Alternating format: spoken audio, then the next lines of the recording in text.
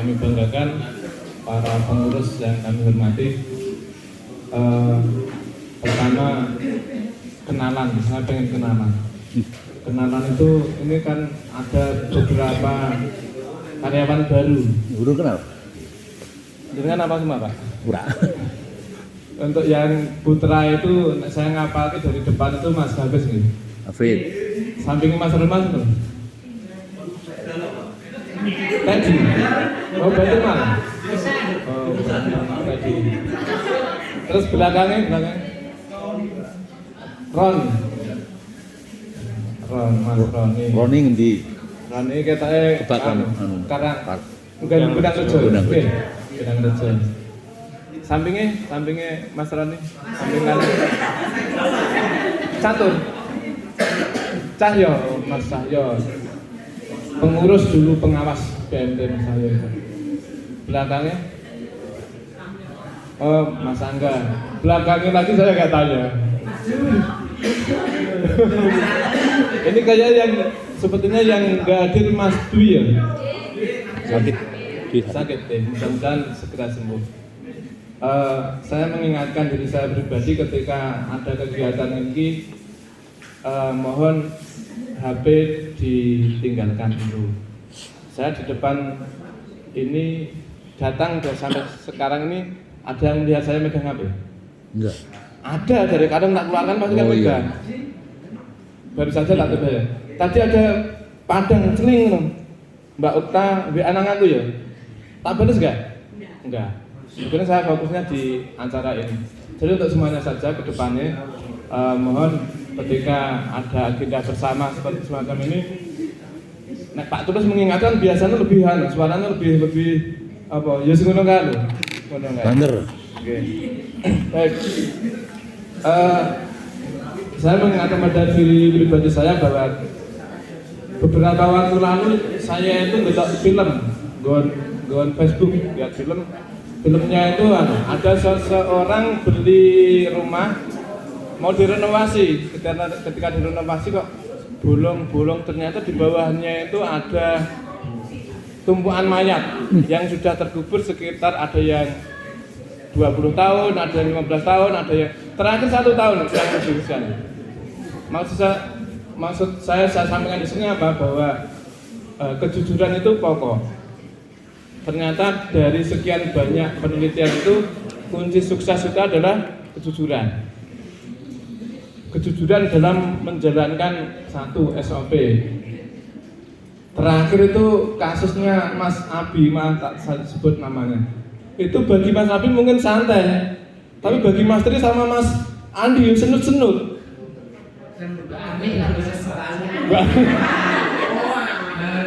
Menjadi beban bagi yang lain. Jadi ada perkataan sebaik-baik orang adalah yang bermanfaat bagi orang lain. Dan kasus ini yo bermanfaat awalnya Pak. Itu kadang saya mikir, wah ini musak kayak konco-konco dikasih beban tinggalan sing menangis banget loh. Jadi karena tidak jujur dalam menjalankan SOP. Tidak kejujuran itu akan menimbulkan atau dengan kata lain kebohongan biasanya itu akan ditutupi dengan kebohongan yang lain. Dan kebohongan itu mudah sekali. Misalnya nih, mungkin di sini nggak ada. Datang terlambat, ditanya Mbak Uta, kok terlambat kenapa? Jadi ya namanya santai. Wah, sibuk dia gitu. Sibuk dia, kok kata sibuk. Padahal santai aja deh. Kamu dan kita yuk gak ada di sini kita. Andai kata. Oke, andai kata jam kerja saya rubah masuk jam 9. Kira-kira ada yang terlambat enggak? Ada. Misal tak rubah jam 10, kira-kira ada yang terlambat enggak? Berarti yang menyebabkan terlambat itu bukan jam masuk kerja. Tapi kira-kira apa kira-kira? Jawab sendiri. Oke. Yang kedua, disiplin. Ini salah satu kunci sukses juga. Disiplin tidak hanya datang tepat waktu. Disiplin ini akan menumbuhkan namanya akhlak, adab. Contoh yang saya lakukan, saya itu di rumah kalau berangkat ke masjid kadang didahului orang yang kena stroke, jalannya ya ngono kae lah. Ketika saya didahului itu, saya DCI saja nggak berani. Betul, DCI ben wah mlaku rek kaya ngono. Padahal aku wis telat kan. Itu saya mendahului nggak berani. Paling banter barengi. Paling banter enggak barengi. Karena dalam adab itu hormati yang tua, sayangi yang muda. Sayangi dalam arti ya bukan. Oh. Mas Tri mungkin maksudnya beda, Mas Tri. Hormati yang tua, sayangi yang muda. Kalau dalam konteks kinerja bagaimana? Ya mungkin atasan lebih dihormati meskipun atasan itu lebih muda usianya. Bukan berarti saya pengurus, wah Pak Arus Pak Dudu pengen diajari, enggak gitu. Nah saya badminton dengan teman-teman itu ya dibully ya. Hari ini nanti hari Sabtu tak tantang nanti yang berani badminton. Nek Master itu gayanya kayak Markus badminton. Oke, jadi disiplin dalam tidak hanya waktu, menjalankan SOP disiplin. Ojo dilanggar, termasuk yang dikatakan pagi tadi, malu sebagian dari iman. Nek bahasa Inggrisnya al-haya'u minal iman. Ini bahan kultum saya ketika Ramadan kemarin. Sekarang itu memang rasa malu itu sudah mulai luntur. Coba perhatikan di jalan-jalan, nek jajan nang Gemolong jam 9, jam 10 itu ada perempuan itu. Aku ya jadi ya orang pengen gadek ini kok nang ngarepe gitu. Oh. Gadek gitu. Jadi tak foto ya. Itu seringnya di soto Lamongan sekitar jam 10 itu mulai lah iki wong apa kewan kan. Bisa dicoba ke sana. Ning aja ning ben aku tak wae. Itu terkait dengan malu. Malu itu memang sudah banyak yang Lamongan. Yang saya perhatikan lunturnya rasa malu itu karena satu, teknologi yang semakin tinggi. Akses mudah didapat. WA, YouTube, Facebook, iklan-iklan seliweran. Budaya-budaya ketimuran itu mulai hilang. Maka jangan sampai kita ikut dalam kemajuan teknologi yang sifatnya negatif. Ambil saja yang di situ. Yang berikutnya satu tadi jujur, dua disiplin, tiga bersyukur. Ini tadi nek syukur ini di Al-Qur'an itu ayat surat Al-Ahqaf biasanya yang saya bacakan di sini sering itu ayatnya 15. Ya Allah ajari aku bersyukur. Hamba Nabi Muhammad aja minta suruh ngajari caranya bersyukur piye. Bahkan kita gampang, yo disyukuri, caranya mensyukuri udah sangat. Biasanya alhamdulillah, iki untuk apresiasi dan dibuka kok yo, lah sakmene. Kadang gitu. Jadi mohon maaf dan apresiasi ini mungkin tidak seberapa, tapi mudah-mudahan bisa bermanfaat bagi kita semua. Amin. Seberapapun harus disyukuri. Ya Allah ajari aku bersyukur. Doanya 5. Bahwa soal insana dua dari insana. Syaratnya pertama itu karo wong tua kudu hormat, patuh, jenenge biru walidain gitu. Amanat ukur. Bahwa soal insana dua dari insana amanat kurha wa wajatu kurha. Wa hamduhu wa bisaduhu salasuna syahra hatta idza balagha. Hatta sampai balagha. Balagha balik sampai ya. Arba'in ketika sudah umur 40 tahun biasanya sering banget tak sampaikan di sini. Makanya Pak Agus tadi menyampaikan kita ini enggak waktunya untuk golek gawean. Misalnya Pak Agus sesuk mengundurkan diri, kira-kira ngelamar gawean rono rene itu gampang apa gampang banget Pak Agus? Kangelan ngajukan surat lamaran usia 50. Wah, ra produktif. Kasarane itu lho. Padahal masih cerdas, padahal masih analisanya masih bagus. Tapi bagi lembaga lain, usia semene kok ngelamar terus gak katut gua isih dhewe. Jadi nek kalau usia 40 tahun golek gawe perkoso, betul. Arba'ina sana. Berarti Rabbi ya Rabbku awzidni an askura, ajari aku carane bersyukur ki piye. Kuwi ndongane. Bersyukur nikmatakan nanti an'amta alayya atas nikmat yang kau berikan padaku. Di bojo siji. Disyukuri enggak bagus? Galak. Nek disyukuri berarti kok tambah. Masalah nek syukur kan ditambah. Gitu, oh iya. Nek disyukuri berarti kok tambah Pak, totok tambah. Iya, amin. Tambah rezekine to. An askurani matakan nanti an amta alayya wa ala walidayya.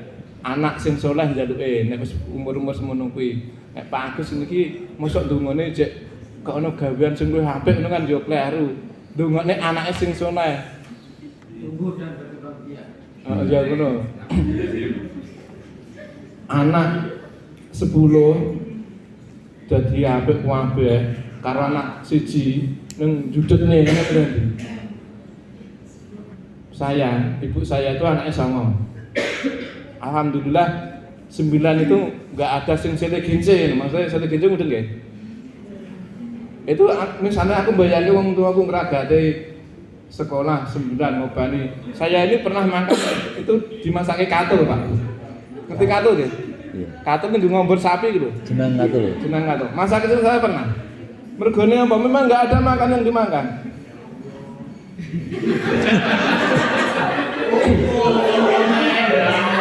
Jadi mungkin karena buah makan katum tadi, anak-anaknya nurut semua, alhamdulillah nurut semua. 9 anak nggak ada yang kasarnya ngangkar. Itu prestasi luar biasa loh bagi orang tua itu.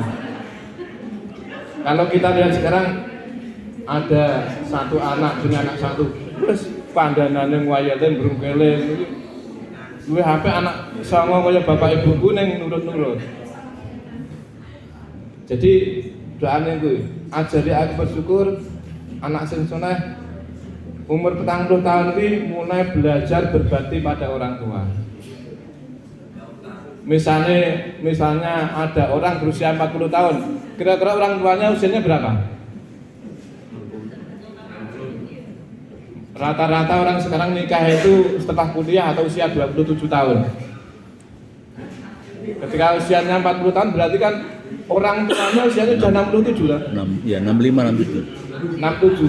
67 kuwi wis asam uraten, kolesterol, gampang sakit. Kuwi sing dikelingan kuwi kono kae rumah sakit kae pelayanane apik yo. Usia-usia semono kuwi. Maka anak diuji betul bagaimana berbakti pada orang tua. Nah, dampaknya ketika seorang anak berbakti pada orang tua, biasanya kerjaan itu ya apik. Bagus. Ini sudah ada yang orang tuanya sepuh nih. Yang Pak Agus aku nggak tanya. Sudah selesai. Saya sudah selesai kan. Diuji dengan ketika orang tuanya sakit, biaya rumah sakit, anaknya sekolah bayar, anaknya bilik sisa. Usia ini betul-betul teruji 40 tahun. Betul. Ini memang ayatnya memang unine ngono kuwi. Jadi sudah diprediksi dari dulu itu wis ada. Jadi doanya itu apal no? Surat Al-Ahqaf ayat 15. Itu saya jadikan tiap surat mesti tak baca doanya. Rabbi auzidni an askura nikmatakan nanti an amta alayya wa ala walidayya wa an a'mala sholihan tardah wa aslih li fi dzurriyyati inni tubtu ilaika wa inni minal muslimin. Terakhirnya jadikan aku seorang yang muslim. Amal soleh. Jadi ajari bersyukur. Didik anak soleh. Birrul walidain. Beramal soleh. Terakhir jadi orang muslim. ini bersyukur ini salah satunya tadi. Dan apresiasi berapapun kalau nggak disyukuri ya isinya bersurah. Kurang dulu, maaf ya, apakah BMT ini bermanfaat bagi kita atau yang lain? Itu dulu, mohon maaf ini Pak Agus itu tidak selemu ini.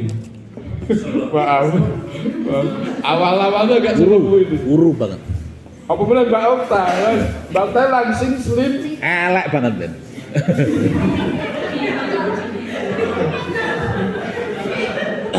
Nang masuk BMT ya alhamdulillah tambah lemu. Mbak Okta tambah lemu tambah guru Mbak. Tambah lemu tambah guru. Berarti di BMT alhamdulillah tambah makmur. Saya di SD Anur sudah berapa dari 2006. Maksudnya silakan dibandingkan ya. Dari 2006 gaji saya pertama 125. Saat ini di SD Anur UMR kurang sedikit. Alhamdulillah. Masa kerja silakan hitung dengan kalian, dengan teman-teman. Maaf. Masa kerja dari 2006 sampai sekarang UMR kurang sedikit. Maksudnya membandingkan nilainya loh ya. Nilainya. Jadi kalau perbandingan semacam itu mungkin saya menilai pribadi dari sisi sejahtera teman-teman insya Allah lebih sejahtera daripada saya.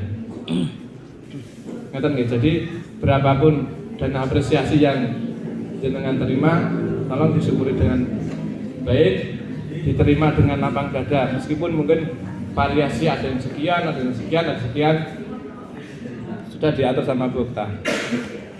Baik, mungkin sedikit ini yang dapat kami sampaikan. Semoga bermanfaat. Tutup sekalian. Apa tadi?